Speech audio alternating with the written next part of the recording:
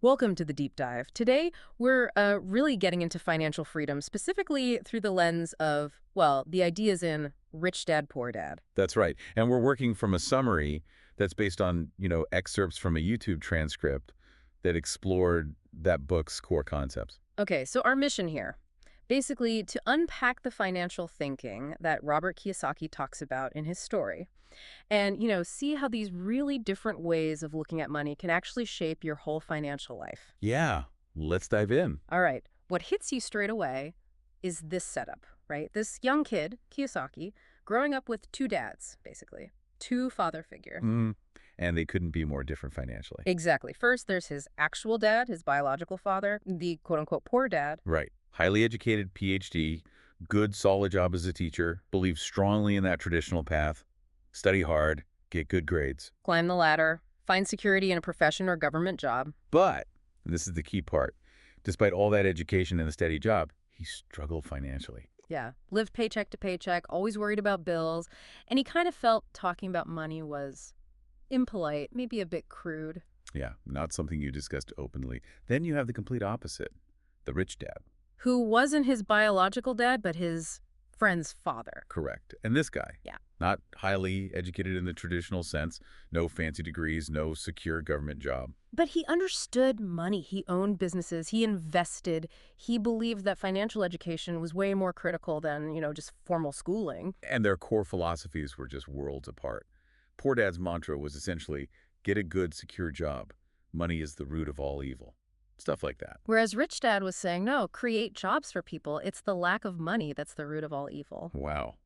Imagine being a kid hearing those two completely conflicting messages. Right. Must have been incredibly confusing. But Robert noticed something really important. What was that? His educated poor dad was always stressed, always worried about money. But his rich dad, the one without the degrees, seemed confident, at ease with it all. Interesting. So he asked Rich Dad why. And the answer was simple. Because I understand how money works. Yeah. Okay. And that's the fundamental point Rich Dad kept making, isn't it? Most people work for their money. They trade their time and effort for a paycheck.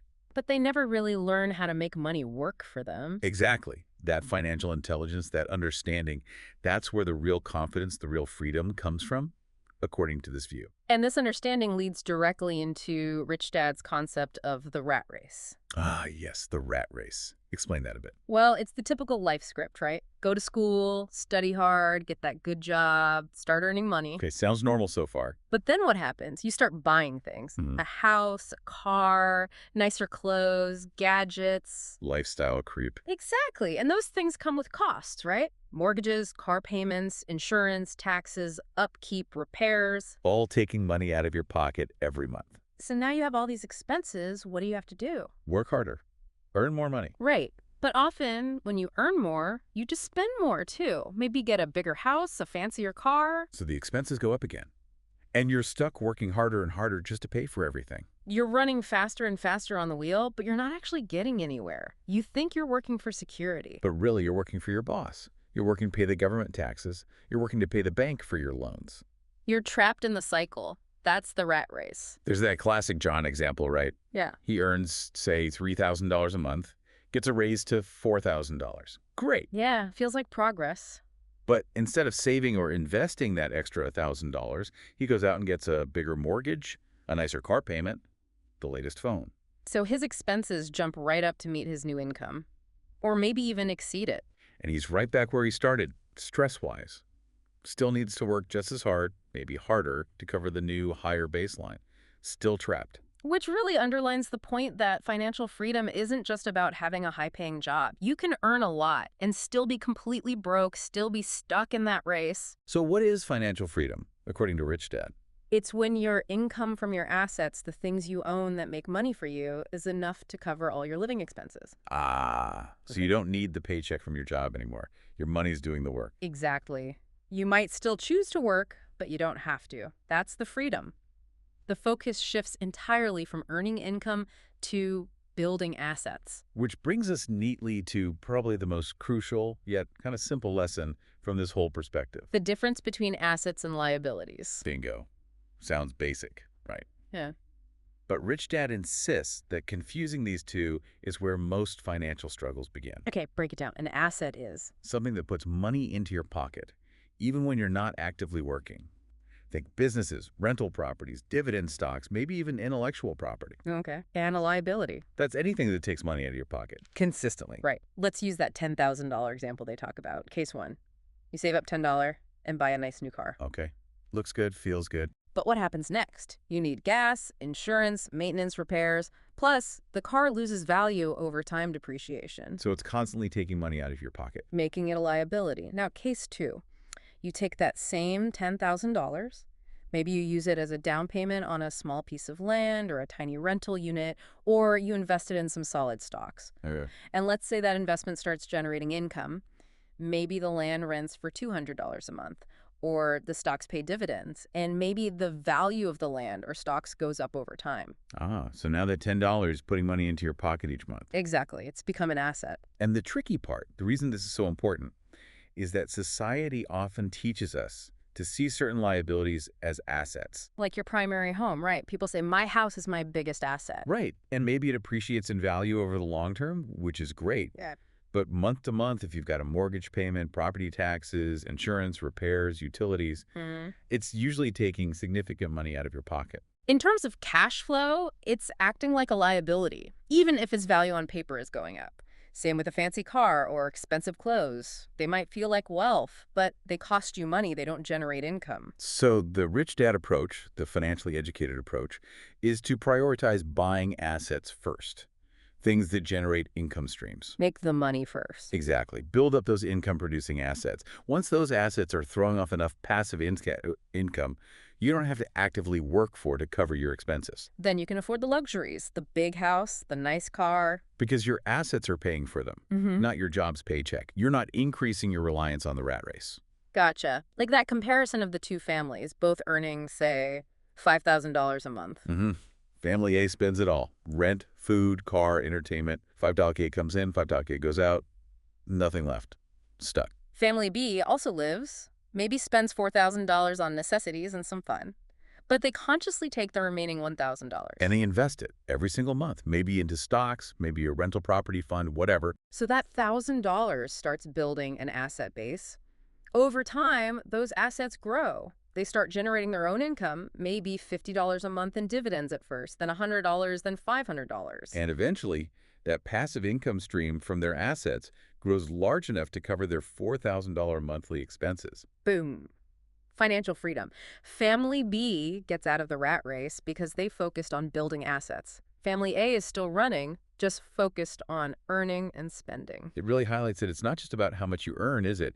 It's about how you manage what you earn. And that management, well, it starts in your head, doesn't it? Your mindset. Absolutely. Rich Dad really drove home the difference between two phrases. The Poor Dad mindset says, I can't afford it. Which just stops everything, right? Your brain accepts the limitation. End of story. Exactly. But the Rich Dad mindset asks, okay, how can I afford it? Ah, that's different. That's a question. It forces your brain to work, to look for possibilities. It opens things up. It stimulates creativity. How could I earn more?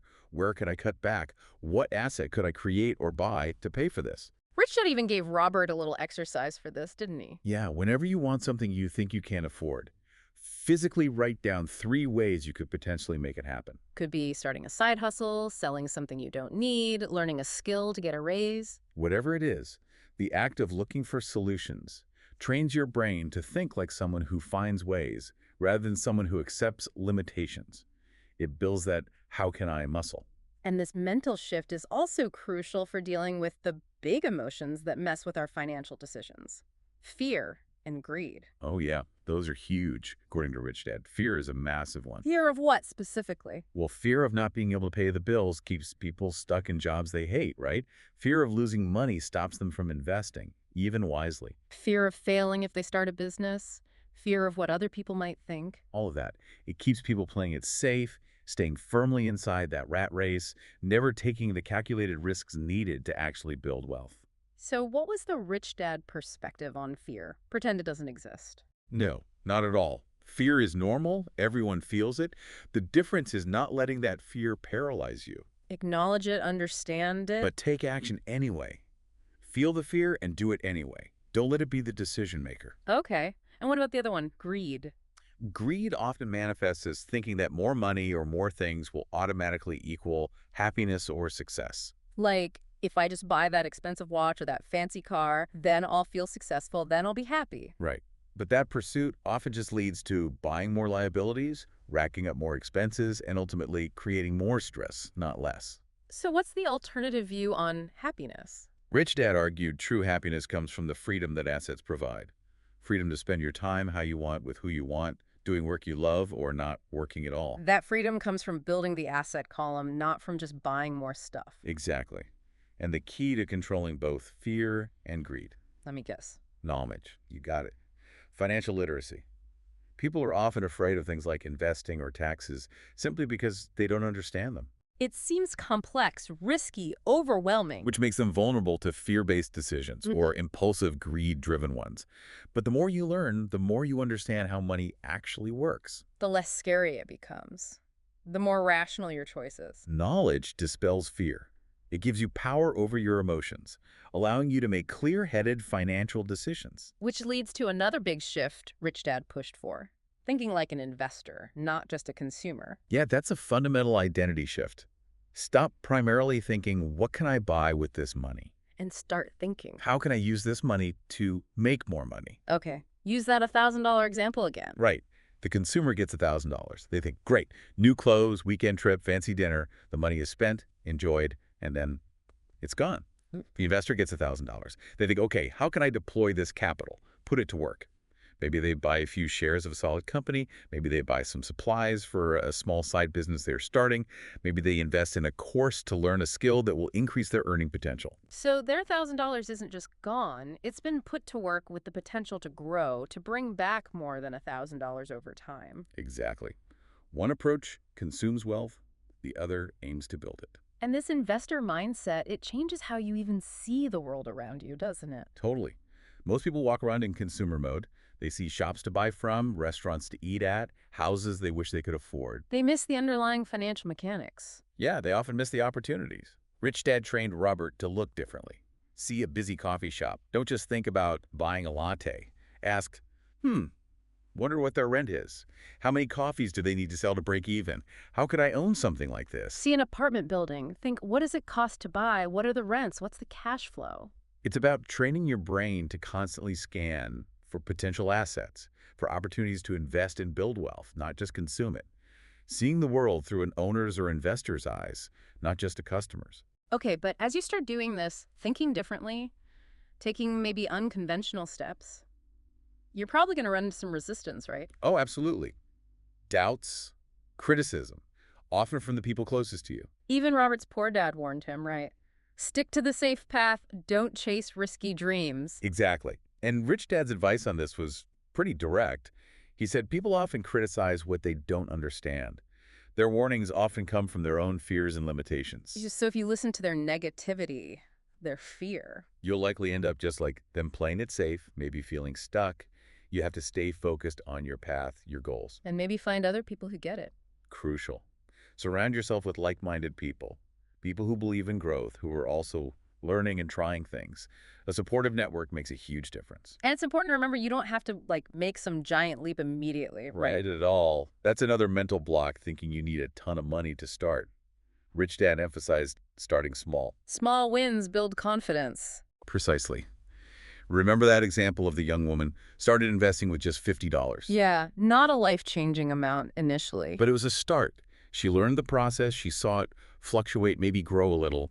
That tiny first step gave her the confidence and the practical knowledge to take slightly bigger steps later on. So success isn't usually one giant home run. It's built step by step. Consistency over intensity, sometimes. Each small win, each lesson learned from a small risk gives you the courage and the know-how to aim a bit higher next time. It really boils down to your daily habits then, what you do consistently. Your financial future is largely determined by those small daily or weekly choices. If you consistently save and invest even a little bit each month, that compounds, it grows. And if you consistently spend everything you earn... You stay where you are, stuck. So what were the key habits Rich Dad recommended? 2 big ones. First, pay yourself first. Before you pay rent, Before you pay the credit card bill, before you buy groceries, you take a set portion of your income, say 10%, and you put it aside for savings or investments automatically. Wow, that sounds hard. What if there isn't enough left for bills? That's the point. It forces discipline. It forces you to be creative and figure out how to live on the remaining 90%. It makes saving and investing non-negotiable the top priority. Okay, builds discipline. What's the second habit? Track your progress. Keep some kind of simple record, a notebook, a spreadsheet, showing your assets growing, your passive income increasing. Why is that important? Because seeing the progress, even if it's slow at first, is incredibly motivating. It reinforces the good habits. It shows you the system is working. And you need that motivation because this isn't usually a get-rich-quick thing, is it? Definitely not. And that's where impatience becomes the enemy. So many people give up because they don't see massive results in the first month or year. They expect the seed they planted yesterday to be a full-grown tree today. Exactly. Building real wealth takes time, discipline, and that consistency we talked about. You have to nurture it. So it really sounds like success here isn't about luck or being born rich or even raw talent necessarily. Much more about mindset, consistent effort, financial education, and crucially, taking action. Yeah, the action part. So many people dream about being wealthy or financially free. But very few actually do anything consistently about it. They wait. Wait for what? The perfect time, the perfect investment, until they earn more money. All of the above. But Rich Dad's take was blunt. There is no perfect time. The best time to start was yesterday. The next best time is right now. With whatever you have. Exactly. Remember the story of the two friends. Friend A keeps saying, I'll start investing when I get my next raise. Friend B just starts putting aside $10 a week. Now. $10 a week doesn't sound like much. But friend B does it consistently. For 10 years.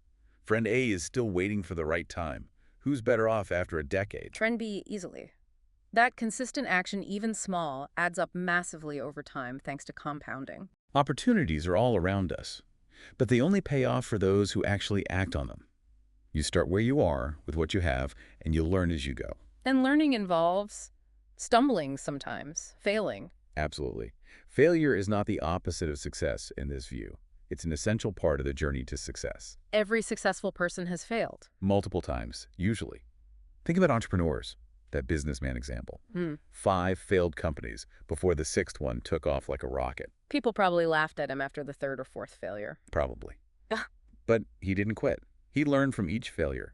Would he have hit the jackpot on try number 6 if he'd stopped after number 1? No way. So failure gives you feedback, builds resilience. And resilience ties back to self-discipline, doesn't it? It's easy to spend impulsively. It takes discipline to stick to the plan, to save, to invest, especially when things get tough or boring. That pay yourself first habit really builds that muscle. For sure. And underlying all of this is the power of your thoughts, your focus. If you constantly focus on your fears, on the obstacles, on why things won't work, you'll find plenty of evidence to support that, and you probably won't act. But if you focus on your goals, on the possibilities, on how you can make it happen, your mind starts finding ways. You start seeing solutions. Your thoughts really do shape your actions and ultimately your reality. Okay, so we've covered assets, mindset, action, discipline. Was there anything else really surprising in Rich Dad's advice? Yeah, one thing that often surprises people, he said, the richest people are those who give back. That feels a bit counterintuitive. We're talking about building wealth, accumulating assets. How does giving make you richer? It's not just about giving money away, although that can be part of it. It's about creating value for others, sharing your knowledge, mentoring someone, contributing to your community. How does that make you richer? Well, on one level, it brings immense personal fulfillment, which is a form of wealth itself. But practically, when you genuinely help others succeed, you build goodwill, you strengthen your network, you create positive ripples. And that can lead to unexpected opportunities. Often, yes. New partnerships, business ideas, collaborations can emerge from that network built on giving and mutual support. The example used was someone setting up a scholarship fund. It changed students' lives, yes, but it also brought the founder joy, recognition, and open doors to new ventures. Giving multiplies success. Interesting. So it all seems to come back to growth, continuous learning. Definitely. Rich Dad's parting wisdom to Robert was something like, the moment you stop learning, you stop growing. Financial education isn't a one-time thing, it's ongoing. And for Kiyosaki himself, looking back, He said these lessons completely transformed his life. They helped him build not just financial wealth, but wealth in terms of freedom, confidence, and the ability to make a difference for others. So the final message here is pretty empowering, isn't it? Very. It's basically saying, look, no matter where you are right now financially, you have the power to change your future. It doesn't matter if you feel like you're starting from zero. What matters is getting your mindset right, getting educated about money. And being willing to take consistent action, even small action, starting today. And redefining wealth, maybe. It's not just the dollar amount. Exactly. It's about creating a life where you have the freedom to pursue things you care about, to spend time with people you love, to contribute in meaningful ways, and to live without the regret of never having tried. So the advice is, start small, but start. Stay consistent. Learn from setbacks. Dream big, but act now. Don't give up. Pretty much. The only real limits are the ones you place on yourself. The opportunities are out there. Your time is now. Make it count.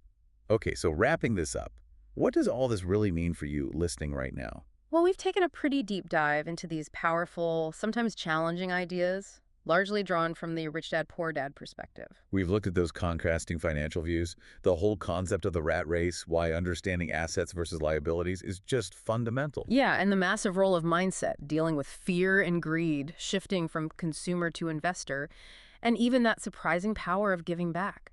It's really a framework arguing that financial freedom isn't about luck or just getting a bigger paycheck. It's about education, developing discipline, and taking consistent, informed steps. Okay, so here's where it gets really interesting for you. If knowledge truly is the key, like Rich Dad suggests the key to overcoming fear, controlling emotions, making better choices. Then what's one specific piece of financial knowledge? Just one thing that you could commit to learning more about this week? What's your next small step on that journey? Something to think about. Definitely food for thought. That's all for this deep dive.